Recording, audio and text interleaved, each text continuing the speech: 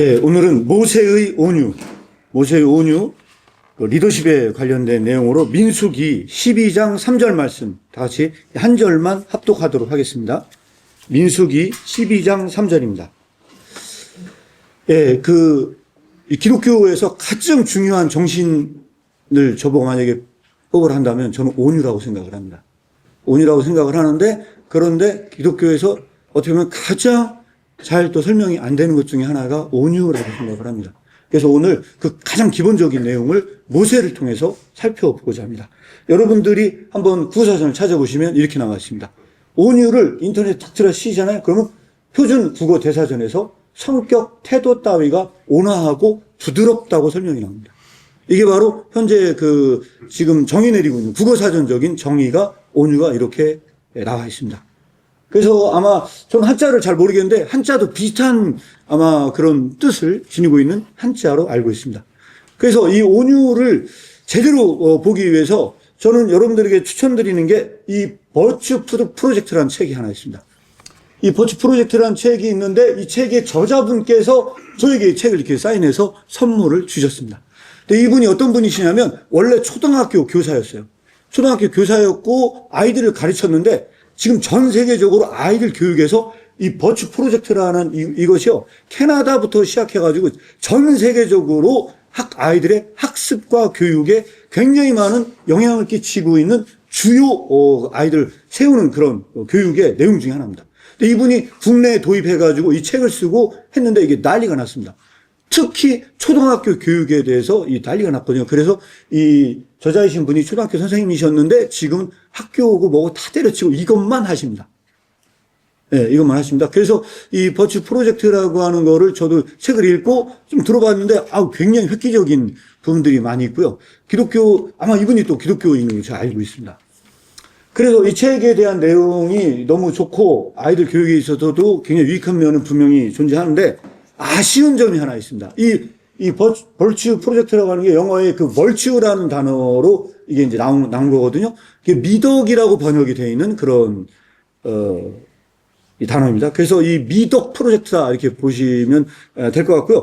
여기 나와 있는 52가지의 미덕이 존재합니다. 한번 보세요. 이게 여기서 가르치고 있는 52가지의 미덕입니다.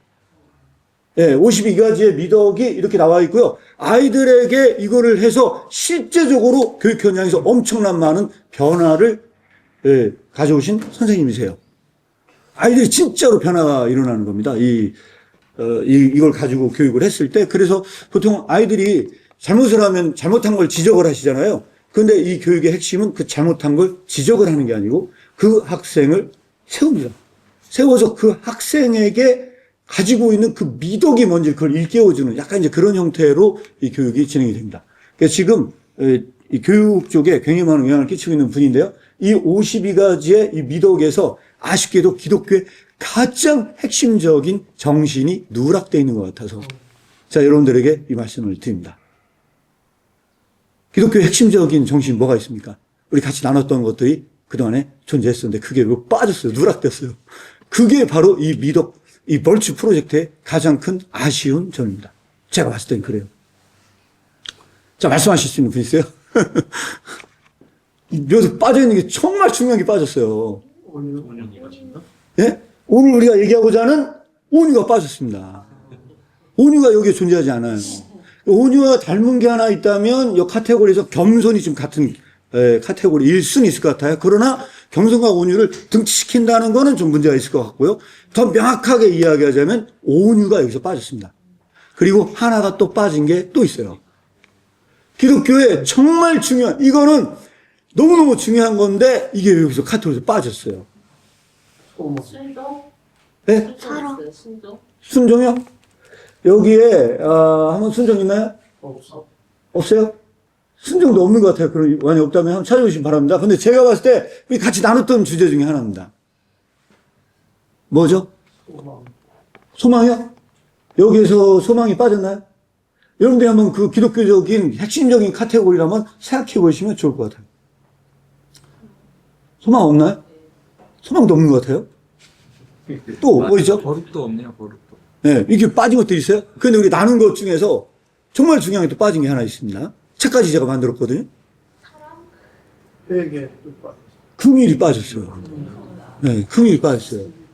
그래서 이 벌칙 프로젝트가 굉장히 중요한 부분들이 분명히 존재함에도 불구하고 기독교의 핵심적인 중요한 가치들이 존재하는데 그 내용들이 빠졌다는 게 이 벌칙 프로젝트의 아쉬운 점들이 존재합니다. 예, 그래서 한번 관심 있으신 분들은 이 책을 한번 보시게 되면 교육에서는 굉장히 중요한 부분도 있고요. 특히 응용해서 실제적으로 교육 현장에 도입해서 할 수 있는 그런 테크닉들이 많이 나와 있습니다. 벌칙 카드가 있습니다. 52개 그 미더 카드가 존재합니다.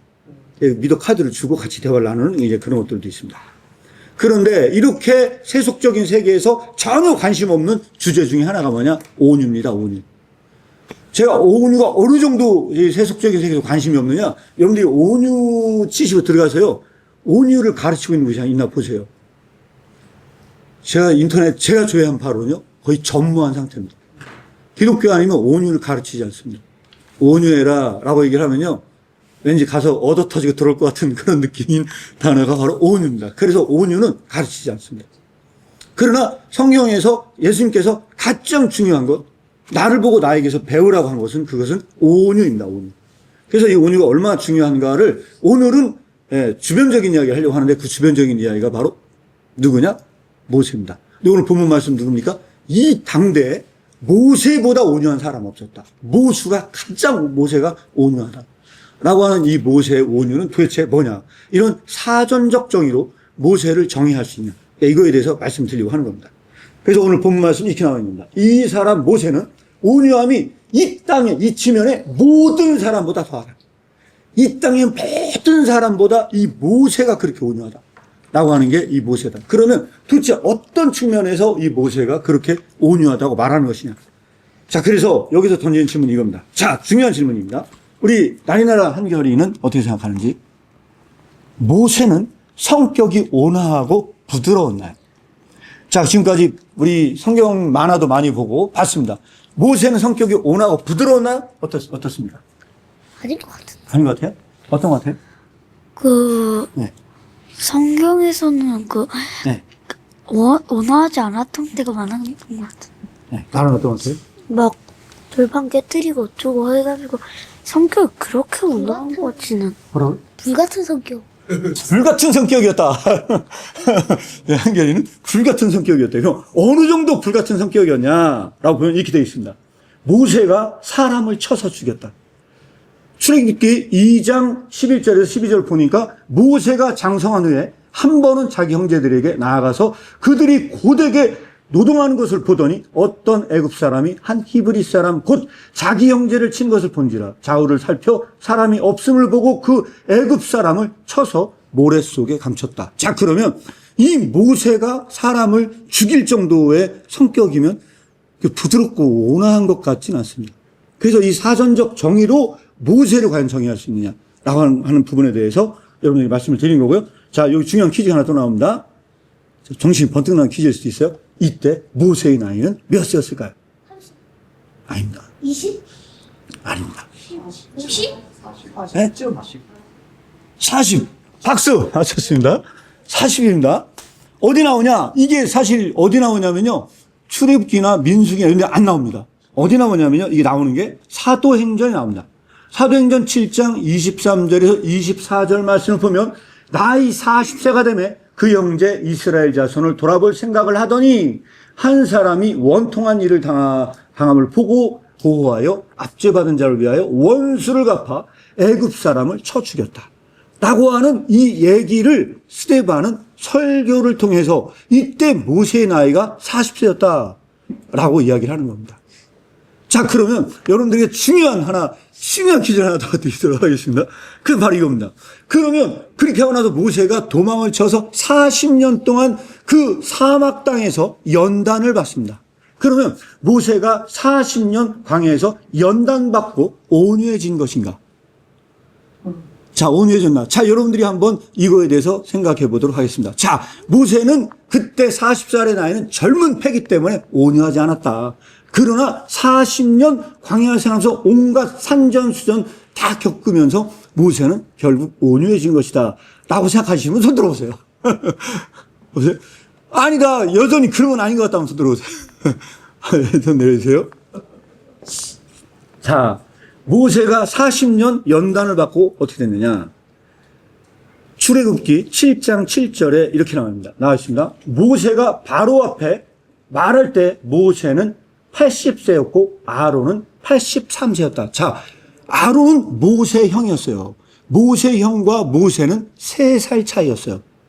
그리고 40년이라는 세월을 흘러서 어느덧 모세는 할아버지 나이가 됐어요.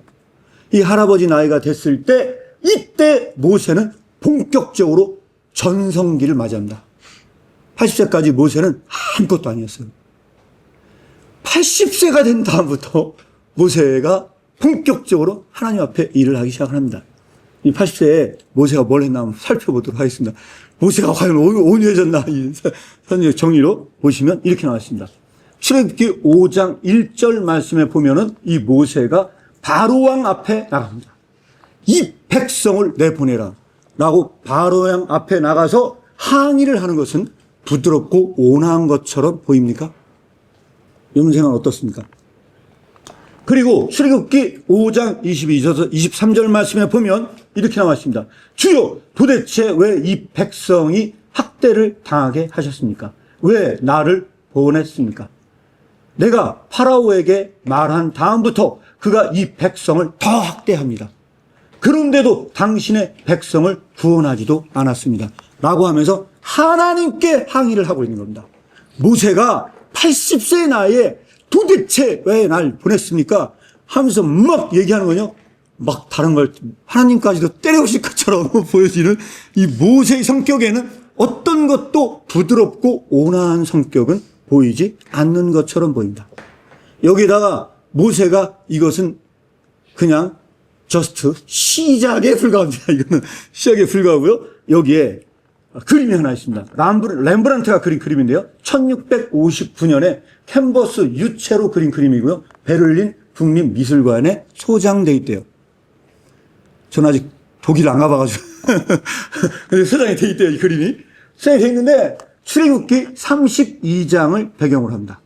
모세가 십계명을 가지고 있는 돌판을 냅다 집어던진 그림을 렘브란트가 그렸답니다. 자, 이거를 어디 나오냐? 출애굽기 32장 19절에서 20절입니다. 진에 가까이 이르러 그 송아지와 그 춤추는 것을 보고 크게 놓아여 손에서 그 판들을 산의 아래로 던져 깨뜨렸다. 모세가 그들이 만든 송아지를 가져다가 불살라 부수어 가루를 만들어 물에 뿌려 이스라엘 자손에게 마시게 했다. 이거는 뭐 보통 이게 이 하는 게 아닙니다. 이게 막 다 때려 부시고요. 그 금을 갈아가지고 다 마시라고 다 줘서 없애버릴 정도로 모세는 혈기왕성했던 것 같습니다. 그런데 이때 나이가 언제입니까? 80세가 넘은 할아버지 나이에 아직도 여전히 혈기왕성한 사람처럼 보여집니다. 이게 바로 모세의 모습이라고 하면 사전적 정의에 의해서 온화하고 부드러운 성품이라고 모세를 정의할 수 있는가? 이걸 말하는 겁니다. 이거는 또 하나에 나온 얘기입니다. 이것은 뭐냐면 아멜렉과의 전쟁에서 모세가 한 이야기입니다. 출애굽기 17장 9절에 보면 모세가 여호수아에게 이르되 우리를 위하여 사람을 택하여 나가서 아말렉과 싸우라. 내일 내가 하나님의 지팡이를 손에 잡고 산꼭대기에 서리라 하면서 이 싸움에서조차도 물러서지 않고 이 용맹함을 보이고 있는 것이 누구냐? 바로 모세입니다. 이 모세의 나이는 여러분들이 보시면 알겠지만 모든 사람들 대다수는 사막 땅에서 다 죽었고요. 청년들과 함께 이 일을 합니다. 청년들과 함께. 사실은 요거는 제가 약 한 20년 전에 성지순례 가가지고 바로 그 자리, 여기가 르비딤이거든요. 르비딤에서 이 사진 한 컷을 찍은 겁니다. 그래서 여러분들에게 지도를 하나 보여드리겠습니다. 지금 요 장면이 언제 있었던 거냐? 여러분들이 말씀을 드리면 고센 땅에서 출발해서 여기가 시내산이고 여기 르비딤입니다. 자, 여러분들 이 시내산에 모세가 도착을 할 때 르비딤에 도착을 했죠. 시내산에 도착했는데 이 시내산에 도착할 때 얼마나 걸렸는지 혹시 아세요?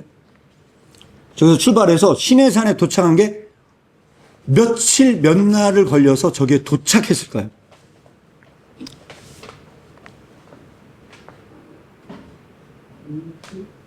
예? 자, 성경에는 이게 분명히 나옵니다. 네, 다음에 혹시 대답하신 분 있어요? 자, 없어요? 자, 이건 잘 모를 것 같아서 형제는 얼마나 갔다고요? 20년? 뭐라고? 20년? 20년? 20년 걸렸대요. 그건 아니고요. 금방 도착했어요. 사실은요. 얼마 걸렸냐면요. 자, 보세요. 이스라엘 자손이 애굽 땅을 떠난 지 3개월이 되던 날 그들이 시내 광야에 이르렀다. 자, 그러니까 출발을 해서 약 3개월 걸렸어요. 3개월 되던 때에 시내산에 그럼 아까 제가 말씀드렸던 르비딤에서 있었던 이야기는요. 그 전에 있었던 이야기입니다. 3개월 되기 전에. 그리고 민수기 10장 11절 12절 보니까 둘째 해 둘째 달 20날에 시내광에서 출발했다. 자, 여기에 시내산에 3개월 만에 도착했고 시내산에 약 한 1년 머물렀다가 꽤 오랜 시간을 정착해서 머물렀다가 이때 레위기 전체의 말씀을 받고 머물렀다가 출발을 합니다. 출발을 해요. 민수기 12장 3절에 그리고 이 얘기가 나오는 겁니다. 12장 3절에. 그러니까 민수기 12장 3절은 대략 모세의 나이가 아직도 80 언저리 나이에 이 이야기가 전개가 되고 있었다라고 이렇게 우리는 볼 수 있습니다. 자, 여기까지 우리는 전반적으로 이 사전적 정의로 모세의 온유함을 설명할 수 없다라고 하는 게 제 개인적인 의견이고요. 그러면 무엇이 모세의 온유함인가? 이거를 드디어 설명을 해야 될 시점이 도래했습니다. 여러분들이 생각할 때는 그럼 무엇이 모세의 온유라고 생각하십니까? 네. 난감합니다. 이 모세의 온유를 뭘로 설명을 할지. 네. 여기까지 마치고 다음 주에 궁금하게 하고, 예. 그건 아니고요. 자, 한번 보겠습니다. 그러면 오늘 이 모세의 온유함이 어디서 나왔느냐라고 하는 거를 여기에서 사실 설명을 해야 될 것 같습니다. 모세의 상황을 모르고 우리는 모세의 온유를 설명할 수 없지 않냐? 저는 개인적으로 그렇게 생각을 합니다. 그래서 이 모세가 12장 3절에 나왔잖아요. 12장 3절이 오기 전에 자, 여러분 한번 이런 거 생각해 보세요. 막 진짜 그 장정수만 60만이에요. 어마어마한 사람들이 다 나왔어요. 오합지졸이었어요. 오합지졸. 그냥 뭐 3개월에 엄청나게 와서 나왔단 말이에요. 그리고 나서 1년 동안 조직을 정비합니다. 모세가 12지파를 만들고 조직을 정비하고 시내산에 계신 하나님께서 임마누엘의 공동체로 회막 공동체 가운데 거하시는 하나님이 그 공동체와 동행하시는 하나님이 되십니다. 그리고 나서 이제 막 출발을 했거든요. 이제 출발한다는 거예요. 시내산을 출발하는 그때 백성들이 원망을 합니다. 그게 11장 4절에서 6절까지 말씀인데 제가 이 말씀을 넣지 않았어요. 지금부터는 여러분들이 성경책을 조금 찾아볼 필요성이 있습니다. 그래서 민수기 11장 4절부터 6절까지 보면 이스라엘 중에 섞여 사는 무리가 탐욕을 품었다. 자, 여기서 섞여 사는 무리는 누구일까요?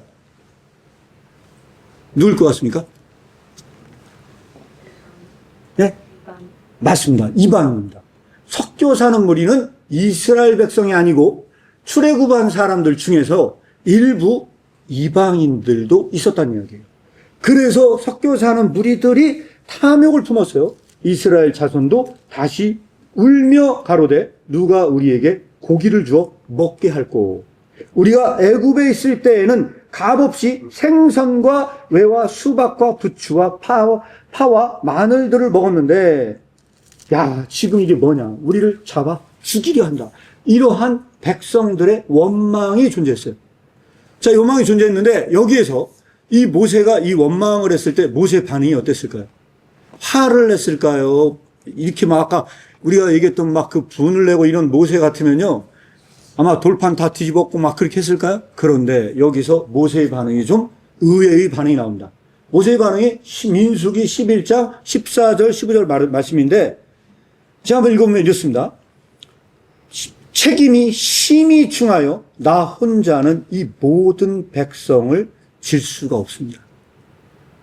제가 도저히 백성이 감당이 안 됩니다. 하나님께 그렇게 얘기하고 이렇게 얘기를 합니다. 15절 주께서 내게 이같이 행하실진대 구하옵나니 내게 은혜를 베푸시어 나를 죽여달라. 하나님 차라리 저를 죽여 나로 나의 공고함을 보지 못하게 하옵소서. 이게 바로 모세의 반응이었어요. 여기서 그렇게 혈기왕성한 모세는 갑자기 사라졌고 갑자기 여기에서 모세는 반응이 어떻습니까? 내가 너무 힘들다. 나는 혼자밖에 안 없다. 이게 모세의 반응이었습니다. 이상하게도 모세는 이 상황에서 나를 죽여달라는 거의 절망적 상태에 빠지게 됩니다. 이때 하나님의 계획이 있습니다. 하나님은 여기에서 어떻게 반응을 하시느냐라고 보는데 16절 17절이 하나님의 반응이거든요. 하나님은요, 여기서 반응이 어떠냐? 백성들과 장로, 리더십, 70명의 리더를 세워라. 이게 하나님의 반응이었어요. 야, 너 힘들지? 70명의 리더십을 세워. 너 혼자 못해. 너 이거 감당이 안 돼. 너 이러다 진짜 죽게 생겼어. 너 리더 70명 세워. 자, 그러면 그렇게 하면서 여기도 보니까요. 21절에 보니까 보행자가 60만 명이었어요. 자, 이 장정들, 이건 애들 이런 숫자 다 뺀 거예요. 장정들 숫자만 60만입니다. 그러면 60만 명을 70명으로 나눠보세요. 대략 얼마나 나오냐면 제가 나눠봤거든요. 약 한 8,500명 나와요. 여러분, 군대에서 한 사단의 규모가 어느 정도 되죠? 예? 맞습니다. 그래서 개인적으로 봤을 때 거의 사단병력 수준의 리더예요. 투스타. 여기에서 리더십은 군대 병력으로 했을 때 약 한 투스타급의 리더를 70명을 세우는 것이 하나님의 보관이었어요. 왜? 이것은 일종의 하나의 전쟁과 같은 상황이었고 그것을 이끌어갈 리더가 필요했다는 겁니다. 그리고 여기서 하나님의 더 충격적인 계획은 17절에 나옵니다. 17절은 뭡니까? 내가 강림하여 거기서 너와 말하고 내게 임한 신을 그들에게도 임하게 할 거다. 내가 임했던 그 성령님을, 너와 함께하고 있는 그 성령님을, 그 70명의 리더들에게도 그 성령님이 함께 하도록 내가 하겠다. 너와 함께한 임마누엘의 그 하나님께서 그 70명의 리더들에게도 내가 함께 하도록 하겠다. 이게 바로 하나님의 계획이었어요. 이게 모세가 리더십으로, 모세의 그 리더십과 영향력이 그 공동체에 이루어가는 과정을 이 11장에 배경적으로 설명을 하고 있는 것입니다. 그런데 이게 일어난 곳이 어디냐? 저 사진입니다. 저 사진을 가기가 굉장히 어려운 곳인데 제가 성지순례 갔을 때 저기를 갔어요. 갔는데 저기 돌무더기 있죠, 돌무더기. 저 돌무더기가 있는데 저 돌무더기가 이 구약 학자들에게서는요, 미스테리입니다. 미스테리. 그래서 여러 가지 설이 있어요. 저게 바로 그 돌무더기가 바로 무덤이다. 기브롯 핫다와라는 장소인데 이 기브롯 핫다와라는 장소의 이름이 무덤이에요, 무덤. 저기가 무덤이야. 수많은 사람들이 저기서 죽었어요. 고기를 달라. 우리에게 고기를 달라. 야, 너 고기도 안 주고 여기서 굶어 죽게 한다. 하고 그들을 원망했을 때 모세가 주님, 저를 죽여주세요. 내가 도저히 저 백성들을 끌고 가기가 너무 어렵습니다. 저는 혼자입니다. 했을 때 하나님께서 70명의 투스타급의 리더를 세워주셨어요. 그리고 나서 이 계획이 딱 끝났어요. 그런데 이 11장의 충격적인 결론이 바로 어디 나오냐? 11장 마지막에 나옵니다. 11장 마지막에 보니까 하나님께서 메추라기를 가져오는데, 고기가 없는데 하나님 어떻게 가져옵니까? 모세가 이렇게 말도 안 됩니다. 했더니, 걱정하지 마. 내가 고기 다 먹여줄게. 메추라기가 날라와서 얼마나 많이 쌓였는지, 진짜 10호멜, 어마어마한 메추라기 떼가 나왔는데, 33절, 고기가 아직 이 사이에 있어 씹기 전에 여호와께서 백성들을 대하여 진노하사 심히 큰 재앙으로 치셨으므로. 그곳 이름을 기브롯 핫다와라 칭하였으니 탐욕을 낸 백성을 거기 장사함이었더라. 이게 바로 이 장소의 궁극적 결론입니다. 거기에서 원망하고 불평했던 많은 사람들은 수많은 사람들이 여기에서 죽을 수밖에 없었어요. 그래서 그 장소에 가서 이렇게 한 컷 사진을 찍었어요. 찍었고요. 여기에 가보시면 이 돌무더기가 이렇게 있고요. 이 사막에 이런 것들이 놓여 있습니다. 그리고 나서 여기서 수많은 사람들이 죽었고요. 수많은 사람들이 죽었고, 그리고 나서 그 다음 장소가 하세롯이었습니다. 여기 성경에 보면은요, 이렇게 죽었죠? 백성들이 기브롯 핫다에서 진행하여 하세롯에 이르렀더라. 그래서 오늘 본문 말씀에 있었던 장소를 여러분들이 말씀을 드리면 아마도 이 하세롯에서 일어났던 사건인 것 같고요. 이게 그때 저 카메라 좋지도 않은 거 갖고 왔는데 2006년 6월 24일 날 찍은 거래요. 그래가지고서 그때 저 신대원 성지순례 갔을 때 찍었던 사진입니다. 민수기 11장 1절에 이 문제가 된 상황은 뭐냐면요. 모세가 구스 여자를 취했대요. 이때 이 미리암과 아론이 비방을 합니다. 자, 여기서 여러분들에게 이런 말씀을 드리고 싶어요. 모세가 그 전에 아내가 있었어요. 아마도 죽었나 봐요. 두 번째 결혼인 것 같은 느낌이 들어요. 그런데 구스 여자는 어디입니까? 이디오피아 여자로 보여져요. 자, 그러면 이디오피아 여자하고 모세가 결혼한 것은 잘한 겁니까? 잘못한 겁니까? 성경에서 이방 여자랑 결혼하라고 합니까? 결혼하지 말라고 합니까? 네? 여기 괜히 논란의 여지가 많은 것 같은데요. 이방 여자하고 결혼하라고 합니까? 하지 말라고 합니까? 하지 말라고 하죠. 근데 모세가 이방 여자하고 결혼을 한 거예요. 그러니까 이 미리암과 아론은 누구예요? 모세의 누나고 모세의 형이에요. 그리고 갈대숲에서 모세 그 어렸을 때 그 바구니 띄워가지고 모세 살려준 사람이 누구예요? 미리암이에요. 누나가 모세 살려주고 다 했어요. 근데 야, 너 아무리 네가 그래도 그렇지, 엄마 너 어떻게 이방 여자와 결혼을 해? 너 말이 안 돼. 라고 하는 게 잘못된 얘기인가요? 잘된 얘기인가요? 그 잘못된 얘기가 아니잖아요. 어떻게 보면 맞는 얘기잖아요. 비방을 했어요. 그때 22장 2절에 리더십의 위기가 옵니다. 모세 리더십 위기를 가져온 누구냐? 모세 아론과 미리암 때문에 와요. 야, 하나님이 너하고만 말씀하시냐? 하나님이 우리하고도 말씀해. 하나님의 성령이 우리에게도 임하고 있는 거야.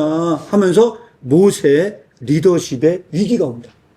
그런데 놀랍게도 여기서 우리가 이 말씀을 해석하기 굉장히 어려운 난점이 하나 존재합니다. 하나님께서 모세를 비난하지 않는다는 것입니다. 그런데 신명기 7장 3절에서 4절을 참고해 보세요. 이거 뭐라고 나옵니까? 이방 여자와 결혼하지 말라고 분명히 얘기를 하고 있습니다. 분명히 얘기를 하고 있어요. 그런데 모세는 했어요. 그리고 나서 결론이 뭐냐? 이방 여자와 결혼하면 다른 신을 섬길 수밖에 없기 때문에 결혼하면 안 돼. 라고 성경이 얘기하는 겁니다. 자, 근데 모세는 하나님을 비난하지 않았어요? 왜 모세는 하나님을 비난하지 않았을까요? 이게 성서 하석가들의, 주석가들의 가장 큰 난제 중에 하나입니다. 자, 여러분들은 왜 모세를 비난하지 않았다고 생각하십니까? 자, 여기서 주석가들의 가장 큰 난제 해석이 어렵거든요? 모세가 잘못한 거 아니에요? 대답할 수 있는 분 있어요? 굉장히 어려운 질문이에요. 이거 대답할 수 있는 분은 대단한 분입니다. 여러분들 성서 주석가가 되셔서, 자, 대답할 수 있는 분 있어요. 한결 대답할 수 있어요? 나이나. 왜 모세는 하나님을 비난하지 않았을까요? 모세가 잘못한 것 같은데. 대답할 수 있는 분 있어요? 왜 모세가 분명히 이방 여자랑 결혼을 했거든요? 하나님 왜 비난하지 않았을까? 모세를 믿으니까? 네? 하나님이 모세를 믿으니까? 하나님이 모세를 믿는다. 와, 그렇게 모세를 신뢰했어요, 하나님이? 이야, 그렇구나. 다른 의견 있으면 없어요? 제가 일부 주석가들의 의견을 말씀을 드려볼게요. 일부 주석가들의 의견은 뭐냐? 아직 십계명, 아직 십계명의 그 율법이 완성되지 않은 상태다.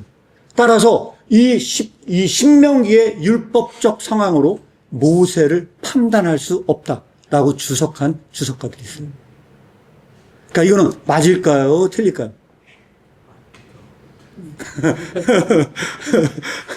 오리무중입니다. 오리무중인데 그래서 어느 것이 맞다 어느 것이 틀리다 말하기는 굉장히 어렵다고 저는 생각을 하는데, 저는 개인적으로 그런 주석은 잘못된 주석이라고 저는 생각을 해요. 저는 잘못된 주석이라고 생각하거든요. 하나님이 봤을 때는 모세가 맞았다. 비방하는 너희들이 틀렸다. 라고 저는 생각을 하거든요. 성경은 주석가들의 이야기보다는 하나님의 관점에서 봤을 때는 모세가 맞았다. 저는 이거는 철저하게 신약적 패러다임으로만 이해가 된다고 생각을 합니다. 그래서 이런 말 하거든요. 자, 말할 수 있는 분 없어요? 제가 말씀을 드려야 될까요? 제 생각은 그렇습니다. 제 생각은 뭐냐? 저 신명기 9절에 이방인과 결혼하지 말라고 얘기를 했어요. 좀 논란의 여지가 있을 수도 있는 거지만 저는 신약의 관점에서 보면 맞다고 생각을 하거든요. 어떤 거냐? 출애굽을 할 때 이스라엘 백성만 출애굽을 한 게 아닙니다. 거기에는 이방 사람들이 포함되어 있었어요. 아까 얘기했다시피. 그래서 이 사람들을 하비루라 얘기하기도 하고요. 하여튼 이방 사람들이 포함되어 있어요. 그러면 그 포함된 이방 사람들은 하나님을 섬기는 사람들이었을까요? 이방신을 데리고 온 사람들이었을까요? 여러분들이 봤을 때는 이방신을 섬기면서 그들을 따랐을 것 같아요. 족속으로는 이방 족속이지만 나는 하나님을 섬길 거야 라고 그의 신을 바꿔서 그 위험을 무릅쓰고 탈출한 사람들이었을까요? 성경에 안 나와요. 그냥 제 생각을 말씀을 드리는 거예요. 상상해서 말씀을 드리는 거예요. 모세가 구스 여자를 취했을 때는요, 그 사람은요, 출애굽한 백성들 속에 있었을 거예요. 그렇죠? 그러니까 그 여인은 다른 말로 얘기하면요, 개종을 한 여인이었을 거라고 생각해요, 저는. 그는 이방 여인이 아니고 족속은 이방 여인이었지만 하나님을 섬기기로 결단한 사람이었을 거예요. 어떻게 생각하십니까? 제 생각이에요. 성경에 안 나오기 때문에 우리는 상상적으로 생각해 볼 수밖에 없어요. 그런데 제 생각은 이 구스의 여자는 출애굽을 할 정도로 그는 목숨을 걸고 탈출을 시도했고, 그리고 그는 하나님을 섬기기로 결단한 여호와를 섬기는 하나님의 백성이었을 거예요. 모세는 그거를 보고 첫 번째 여인이 죽었을 때, 두 번째 재혼을 할 때 구스 여자를 취했어요. 그거를 봤던, 제 개인적인 생각입니다. 이거 지금도 상상해요. 그거를 봤던, 고기가 이싸에 끼기도 전에 죽었던 원망했던 부류들, 여전히 원망 속에 빠져 있었던 수많은 이스라엘 백성들은 모세를 비난했을 거예요. 나쁜 놈이네. 민족을 배신하고 이방 여자를 배신하는 저 리더십을 우리가 어떻게 믿을 수 있어? 말이 돼? 나쁜 놈이네. 저는 배신자야. 결국은 이교도와 결혼한 게 어떻게 리더가 될 수 있겠어? 하고 그거를 선전선동하는데 앞장선 사람이 누구였냐? 라고 봤을 때 제가 볼 때 그게 아론과 미리암이었을 가능성이 크다. 그래서 신약적 관점에서는 이렇게 해석됩니다. 누가 내 어미고 가족이고 우리의 식구냐? 누가? 도대체 누가 우리의 형제고 자매냐? 예수 그리스도는 그 형제와 자매의 개념을 해체시킵니다. 그때 모세가 예수 그리스도를 믿고 그 하나님을 섬기기로 결단한 그 구스 여자는 진짜 영적인 의미에서 믿는 자의 가족이었던 것은 아닌지, 그리고 수많은 사람들, 나는 이스라엘의 민족이야 라고 했던 그 수많은 사람들이 그 이전에 고기 먹고 살았던 이집트 땅을 동경했던, 외세적으로 그들은 이스라엘인이라고 말하지만 내면성에서는 여전히 이교도적 사고방식으로 살아가는 그 수많은 사람들은 이방인은 아닌지 라고 하는 관점이 저는 이 12장에 들어있는 것은 아닌가 하고 여러분들에게 말씀을 드리는 겁니다. 그래서 여러분들에게 던지는 질문은 다시 여기서 나옵니다. 그러면 누가 진짜 이방인입니다. 누가? 모세는 여기에서 아무 말도 하지 않습니다. 그렇게 혈기왕성한 것처럼 보였던 이 모세는 이 현장에서 아무 말도 하지 않습니다. 여러분들은 모세의 온유가 어떤 것이 모세의 온유라고 생각하십니까? 모세는 이 현장에서 아무 말도 하지 않습니다. 침묵하고 있습니다. 누구도 비난하지 않았고 그는 하나님께 기도합니다. 하나님이시여, 차라리 저를 죽여주십시오. 주님, 차라리 저를 죽여주십시오. 도저히 내가 이 길을 갈 수가 없습니다. 저를 죽여주십시오. 이게 바로 모세의 반응이었습니다. 모세는 나를 죽여달라고 자신의 죽음을 선택했습니다. 그때 하나님께서는 그를 위해서 리더십을 세워주셨어요. 저는 이게 여기에서 모세의 온유를 읽어야 된다고 생각을 합니다. 결론을 짓겠습니다. 우리는 이런 상황에서 보게 되면 뭘 볼 수 있냐? 모세는 이 상황에서요, 자기 변호를 하지 않습니다. 원망하거나 다른 사람을 탓하지 않습니다. 오히려 타인을 위해 중보 기도를 하기 시작합니다. 민수기 12장 13절 한번 보시기 바랍니다. 이때 문둥병에 걸리고 안 좋은 일들이 벌어지기 시작을 합니다. 하나님께서는 모세 편을 들었습니다. 그래서 7절에서도 보면, 12장 7절에도 보면 내 종 모세는 그렇지 않다. 니들이 말한 것처럼, 비난하는 것처럼 모세 그런 사람 절대 아니다. 오직 하나님 한 분만 모세를 변호합니다. 자, 60만 명의 그 장군, 이 대군들과 수많은 사람들, 이 리더십들 중에서도 그 리더들도 모세를 비난할 때 단 한 명, 하나님 한 분만 모세 편을 들어주면서 니들이 말하는 것처럼, 비난하는 것처럼 모세는 그런 사람 아니야 라고 하나님께서는 모세 편을 들어줍니다. 내 종 모세는 절대로 그렇지 않다. 그는 너희의 온 집에 충성된 자다 라고 이야기를 하면서 이야기를 합니다. 그때 10절에 보니까 구름 장막이 떠나갔고 미리암은 문둥병이 들려 눈과 같았더라. 아론이 미리암을 본즉 문둥병이 들었다.